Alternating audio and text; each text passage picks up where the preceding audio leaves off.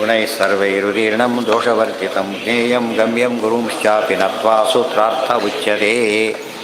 ಓಂ ಓಂ ಅಥಾತೋರ್ಮಜಿಜ್ಞಾಸಾವೋ ಚೇತನ ಜಗನ್ನಿಯಂತ್ರೇ ಅಶೇಷ ಸಂವಿದೆ ನಮೋ ನಾರಾಯಣಾಯ ಚ ಸರ್ವಶಕ್ರಾದಿವಂದಿತ. ಯಾವುದಾಯ್ತು ಈಗ? ಅದಾಗಿತ್ತಾಗಲೇ ಪರಮಾತ್ಮನಿಗೆ ಯಾವುದು? ಹಾಂ, ನಚ ಧೂಮಾದಿ ದೇವತಾ ಸಹ ಅವಸ್ಥಾನಾತ್ ಕರ್ಮಿಣೋಪಿ ತತ್ಪದ ಪ್ರಾಪ್ತಿ ಅಥವಾ ತನ್ನಿರ್ಮಿತ ವಿದ್ಯಾಖ್ಯ ಕಾರಣಾಭಾವ. ಇದೊಂದು ಪ್ರಶ್ನೆ ಬಂತು. ಅವನೇನು ಮಾಡ್ತಾನೆ? ಅಭ್ರೋಹುತ್ವ ಧೂಮೋ ಭವತಿ ಎಲ್ಲ ಹುಟ್ಟೋ ಪ್ರೊಸೆಸ್ ಎಲ್ಲ ಹೇಳ್ತಾರೆ, ಹೇಗೆ ಬರ್ತಾನೆ ಅಂತೇಳಿ. ಧೂಮದಲ್ಲಿರ್ತಾನೆ, ಮೋಡದಲ್ಲಿರ್ತಾನೆ ಎಲ್ಲ ಹೇಳ್ತಾರೆ. ಹಾಗಿದ್ದರೆ ಇವನು ಮೋಡದ ಅಭಿಮಾನಿ ಜೊತೆಗಿರ್ತಾನಲ್ಲ, ಇವನಿಗೂ ಮೋಡದ ಅಭಿಮಾನಿ ಬಂದಿರ್ತಾ ಅದೆಲ್ಲ ಬರೋದಿಲ್ಲ. ಇವತ್ತು ನೀವು ಡ್ರೈವಿಂಗ್ ಮಾಡಿ ಯಾರೋ ಕಾರಲ್ಲಿ ಹೋಗ್ತಿದ್ರೆ ಅವರನ್ನ ಬಿಡ್ತೀರಾ? ನೀವು ಡ್ರಾಪ್ ಮಾಡಿ ಹೋಗ್ಬಿಡ್ತಾರೆ ಅಷ್ಟೇ ಅವನು. ಆದ್ದರಿಂದ ಇದೆಲ್ಲ ಏನಿವಂದರೆ ಕೆಲವು ಪ್ರಶ್ನೆಗಳೆಲ್ಲ ಅದ್ರ ತಕ್ಷಣ ನ್ಯಾಚುರಲ್ಲೇ ಬಂದುಬಿಡುತ್ತೆ, ಉತ್ತರ ಕೊಡುತ್ತೆ. ಅದು ಬರೋದಿಲ್ಲ.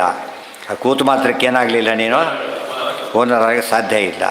ಕರ್ಮಿಣೋಪಿ ಇವತ್ತು ನಮಗೆ ಎಕ್ಸಾಂಪಲ್ ಇದ್ದೇ ಇದೆ. ಸ್ವಂತ ಕಾರಲ್ಲೂ ಬರ್ತಾನೆ, ಇದು ಯಾವುದೋ ಟ್ಯಾಕ್ಸಿಯಲ್ಲೂ ಬರ್ತಾನೆ. ಆದರೆ ಟ್ಯಾಕ್ಸಿಯಲ್ಲಿ ಬಡವ ಬಂದು ಟ್ಯಾಕ್ಸಿ ವೈಭವ ತೋರಿಸ್ಬೇಕಾದ್ರೆ, ಆದರೆ ಅವ್ರು ಓನರ್ ಆಗಿಲ್ಲ. ಇವನು ಬರ್ತಾನೆ, ಓನರ್ ಆಗಿ ಬರ್ತಾನೆ.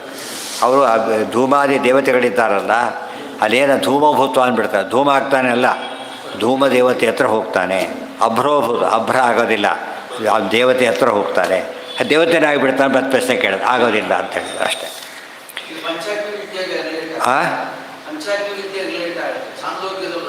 ಏನು?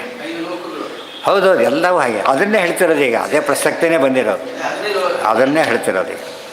ನಚ ತೈಹಿ ಸಹ ಅವಸ್ಥಾನಾತ್ ಅದೇನತ್ತು ಅತಿಚಿರತ್ವಂ ವತ್ಸರಾತ್ ಪೂರ್ವಮೇವತು ಇತಿ ಕೃಪ್ತಕಾಲಾತ್ ಅಧಿಕಾವಸ್ಥಾನೇ ಕಾರಣಾಭಾವ. ಇಷ್ಟೆಲ್ಲ ಪ್ರೊಸೆಸ್ ಇದೆ. ಅದು ಹುಟ್ಟಕ್ಕೆ ಹೊರಟಿದ್ದಾನೆ ಈಗ. ಧೂಮದಲ್ಲಿರ್ತಾನೆ. ಧೂಮ ಎಷ್ಟು ದಿವಸ ಇರುತ್ತೋ ಗೊತ್ತಿಲ್ಲ, 5 ದಿವಸ ಇರುತ್ತೆ, ಇಲ್ಲ 1 ವರ್ಷದೊಳಗೆ ಬಿದ್ದುಬಿಡ್ತಾರೆ ಕೆಳಗೆ. 1 ವರ್ಷ ಅಷ್ಟೇ. ಈ ಗರ್ಭಿಣಿ ಹೇಗೆ ಏನಾಗಬೇಕು? ಅದು ಹರಲೇಬೇಕು. ಹೇಗೋ ಅಲ್ಲಿ ಒಂದು ಪ್ರೋಸೆಸ್ ಆಗಿ, ಇಲ್ಲೊಂದು ಪ್ರೋಸೆಸ್ ಆಗಿ, ಅಲ್ಲಿ ಕೆಳಗಿರೋ ಪ್ರೋಸೆಸ್ ಎಲ್ಲ 1 ಇಯರ್ ಕವರ್ ಆದರೆ ಹುಟ್ಟೋದು ಗರ್ಭದಲ್ಲಿ ಮತ್ತೆ 1 ಇಯರ್ ಕವರ್ ಆಗುತ್ತೆ ಅಷ್ಟೇ. ಆಯಿತಾ? ಈ ದೃಷ್ಟಿಯಿಂದ ಅದೊಂದು ವ್ಯವಸ್ಥೆ ಇದೆ. ಇಲ್ಲದವರು ಅಲ್ಲೇ ಇರ್ತಾನೆ ಅಂತ ತಿಳ್ಕೊಳ್ಳೋಕೆ. ಯಾಕೆ ನರಕಾದಿಗಳಲ್ಲಿದ್ದಾಗ ತುಂಬ ದಿವಸ ಇರ್ತಾರೆ.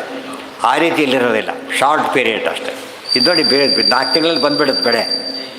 ಗೊತ್ತಾಯ್ತು? ಈಗ ಎಂಥ ಜೋಳ ಎಷ್ಟು ಎತ್ತರ ಬೆಳೆಯುತ್ತಾವೆಲ್ಲ, ಗೊತ್ತಾಯ್ತು? ಆದರೆ ಅದೇನು 4 ತಿಂಗಳು ಅಷ್ಟೇ, ಫುಲ್ ಬಂದು ಆಮೇಲೆ ಬಿದ್ದುಬಿಡುತ್ತೆ ಅಷ್ಟೇ. ಅದಾಗಿಬಿಟ್ರೆ ಜಸ್ಟ್ 4 ಮಂತ್ಸ್ ಬಿತ್ತೋದು, ಆಮೇಲೆ ಬರೋದು ಅಷ್ಟೆ. ಅದಕ್ಕೆ ಮೊದಲನೇ ವ್ರತ, ಕೊನೆಯ ವ್ರತ ಎರಡಕ್ಕೆ ಜಾಯಿನ್ ಮಾಡಿದ್ದಾರೆ ಅವರು. ಕೆಲವು ಹಾಗಲ್ಲ, ವರ್ಷಗಟ್ಟಲೆ ಬೇಕು ಅವಕ್ಕೆಲ್ಲ. ಇದು ಸಾಮಾನ್ಯವಾಗಿ ಇವತ್ತು ಜ್ಞಾನಿಗಳಿಗೆ ವರ್ಷ ಈ ಪ್ರೋಸೆಸ್ ಇಲ್ಲ ಅವ್ರಿಗೆ. ಜ್ಞಾನಿಗಳಿಗೆಲ್ಲ ಕೆಲವೆಲ್ಲ ಅವಾಯ್ಡ್ ಮಾಡಿ, ಕೆಲವು ಜಂಪ್ ಮಾಡಿಬಿಡ್ತಾರೆ.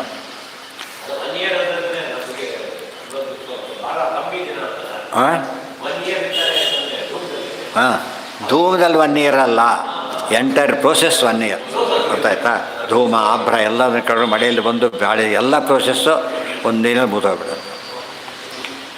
ನಚ ತೈಹಿ ಸಹ ಅವಸ್ಥಾನ ನಚ ವೃಷ್ಯಾದಿ ಜೀವೈ ಸಹ ಅವಸ್ಥಾನ ದುಃಖ ಪ್ರಾಪ್ತಿ ಶಬ್ದ ವಿಹಿತತ್ವೇನ ಪಾಪಾಖ್ಯ ಕಾರಣಾಭಾವ.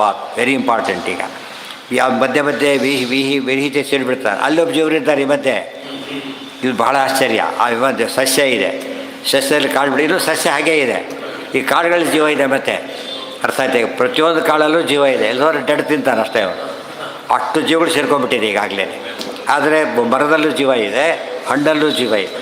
ಅಲ್ಲಿ ಜೊತೆಗಿದ್ದಕ್ಕೆ ಅದಕ್ಕೆ ಸಾಂಕರ್ಯ ಆಗುತ್ತೋ? ಸಾಂಕರ್ಯ ಆಗೋದೇ ಇಲ್ಲ. ಅರ್ಥ ಆಯ್ತಾ? ಇಬ್ಬರು ಬಡವ ಶ್ರೀಮಂತ ಇಬ್ಬರು ಕೂತಿದ್ದಾರೆ.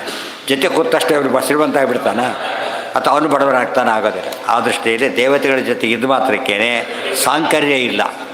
ಆದರೆ ಅವರಿಗೆ ಉದಾಹರಣೆ ದುಃಖ ಆಗುತ್ತೆ ಅಂತ ತಿಳ್ಕೊಬೇಡ. ಪಕ್ಕದಲ್ಲಿ ಕೂತಿದ್ದೆ, ಯಾರೋ ನ್ಯೂಸ್ ಬಂತು, ಅವ್ನು ಎದ್ದು ಹೋಗಿಬಿಟ್ಟ. ಬಟ್ ಅದ್ರಲ್ಲಿ ಇವನೇನು ಅಫೆಕ್ಟ್ ಆಗಲಿಲ್ಲ. ನೀವು ಸಂಬಂಧ ಇಲ್ಲ ಅಂತ ಹೇಳ್ಬಿಡ್ತಾನೆ ತಕ್ಷಣ. ಆ ರೀತಿ ಉಳಿದ ಕಡೆ ಬರಬೇಕು. ಸಂಬಂಧ ಇಲ್ಲ ಮತ್ತಿನ್ನು ಹೇಗೆ ತಕ್ಷಣ ಅರ್ಥ ಆಗುತ್ತೋ ಹಾಗೆ ಅರ್ಥ ಮಾಡ್ತಾರೆ. ನಚ್ಚ ಯಾವುದೋ ಕೂಸಡ್ತಾ ಇರ್ತದೆ, ತಮ್ಮ ಕೂಸು ಎದ್ದೋಲಕ್ಕೆ ಹೋಗ್ತಾರೆ, ಪಕ್ಕದ ಮನೆ ಮತ್ತೆ ತಕ್ಷಣ ಕೂತು ಬಿಡ್ತಾರೆ. ಯಾಕೆ ಎಬ್ಸಕ್ಕೆ ಹೋಗೋದೇ ಇಲ್ಲ, ಬಿಟ್ಟುಬಿಡ್ತಾರೆ. ಅವ್ರು ನೋಡ್ಕೋತಾರೆ ಅಂತ ಹೇಳ್ಬಿಟ್ಟು ನನಗೆ ಸಂಬಂಧಪಟ್ಟಿಲ್ಲ. ಆದ್ದರಿಂದ ಜೊತೆಗಿದ್ದು ಮಾತ್ರಕ್ಕೇನೆ ಏನು ಬರೋದಿಲ್ಲ, ಅವರ ಸುಖ ದುಃಖಗಳು ನಮಗೆ ಸಾಂಕರ್ಯ ಆಗಲಿಕ್ಕೆ ಸಾಧ್ಯತೆ ಇಲ್ಲ. ಈ ಇವೆಲ್ಲ ಒಳ್ಳೊಳ್ಳೆ ಪ್ರಶ್ನೆಗಳು ತಕ್ಷಣ ಉತ್ತರ. ಬಟ್ ಇಂಥ ಪ್ರಶ್ನೆ ಜನ ಕೇಳ್ಕೊಂಡೇ ಇರ್ತಾರೆ, ಉತ್ತರ ಇಲ್ಲ ಅಂತ ತಿಳ್ಕೊಂಡು ತಮ್ಮ ಬೆನ್ನು ತಾವ ತೆಪ್ಸ್ಕೊಂಡು ಓಡಾಡ್ತಿರ್ತಾರೆ ಅಷ್ಟೇ. ಹೌದು, ಪೂರ್ವಪಕ್ಷ ನ್ಯಾಯ ಸಹ ಸ್ಥಾನ, ಅದಕ್ಕಿಂತ ಸಂಬಂಧ ಬೇರೆ ಇರೋದು ಅಷ್ಟೇ ಉತ್ತರ. ಇಬ್ಬರು ಜೊತೆಗೆ ಬರಲಿಲ್ಲ, ಅವನಿಗೆ ಮೈಲಿಗೆ ಇವನು ಯಾಕಿಲ್ಲ, ಸಂಬಂಧ ಇಲ್ಲ ಅವನಿಗೆ ಅಷ್ಟೇ. ನಿತ್ಯ ಜೀವನದಲ್ಲಿ ಕಾಣ್ತಾ ಇರೋದನ್ನೆಲ್ಲ ಕೂಡ ಅದ್ರ ಬೇಸಿಸ್ ಮೇಲೆ ನಡೆದಿರೋದು. ಆ ಥರ ಯೋಚನೆ ಮಾಡೋದಿಲ್ಲ. ಆದ್ದರಿಂದ ಅವಿವೇಕಿಗಳು, ಪ್ರಾಜ್ಞರಿಗೆಲ್ಲ ಅರ್ಥ ಆಗ್ಲಿಕ್ಕೆ ಶುರುವಾಗುತ್ತೆ. ಈಶಕೃಪ್ತೈವ ಪಿತರಂ ಪ್ರವಿಶ್ಯ ಆಯಾತಿ ನ ಚ ವೈಯರ್ಥ್ಯಂ ಪಿತೃಶರೀರಗಮನೆ ಮಾತರಂ ಇತಿ ಕ್ಲುಪ್ತತ್ವವಚನ. ಆಮೇಲೆ ಈ ಮಧ್ಯೆ ತಂದೆ ಶರೀರ ಸೇರಬೇಕು, ಆಮೇಲೆ ತಾಯಿ ಶರೀರ ಬರಬೇಕು. ಆದರೆ ಇವ್ರದ್ದು ಆರಿಸ್ಕೊಳ್ಳೋಕೆ ಬರೋದಿಲ್ಲ ಇವನಿಗೆ. ಇವನೇ ತಂದೆ ಆಗಬೇಕು, ಇವರೆಲ್ಲ ಆರಿಸ್ಕೊಳ್ಳೋಕೆ ಬರೋದಿಲ್ಲ. ದೊಡ್ಡವ್ರಿಗೆ ಬರುತ್ತೆ, ಅದು ಇಂಥವ್ರ ಮಗಳಾಗಿ ಹುಟ್ಟು ಸಂಕಲ್ಪ ಮಾಡೋಕೆ ಬರುತ್ತೆ. ಉಳಿದವ್ರಿಗೆಲ್ಲ ಇಲ್ಲ. ಈ ಪಾಸ್ ಇದ್ದವ್ರು ಎಲ್ಲೋ ಇರ್ತಾರೆ, ಫಿಕ್ಸೆಡ್ ಕೂಡ ಉಳಿದವ್ರು ಕೊಡ್ಲಿಕ್ಕೆ ಬರೋದಿಲ್ಲ. ಆದ್ದರಿಂದ ಅದೆಲ್ಲ ಮಾಡೋಕ್ಕೆ ಬರೋದಿಲ್ಲ. ಕ್ರಮ ಮಾತ್ರ ಒಂದೇ ಹೊರತು ಆದರೆ ಅವ್ರ ಚಿಂತನೆಯಲ್ಲಿ ಸ್ವಾತಂತ್ರ್ಯಾದಿಗಳು ಇರೋದಿಲ್ಲ. ಅಬ್ದುಲ್ ಸ್ವಾತಂತ್ರ್ಯ ಯಾರಿಗೂ ಇಲ್ಲ. ಜ್ಞಾನಿಗಳು ಮಾತ್ರ ಇಚ್ಛೆ.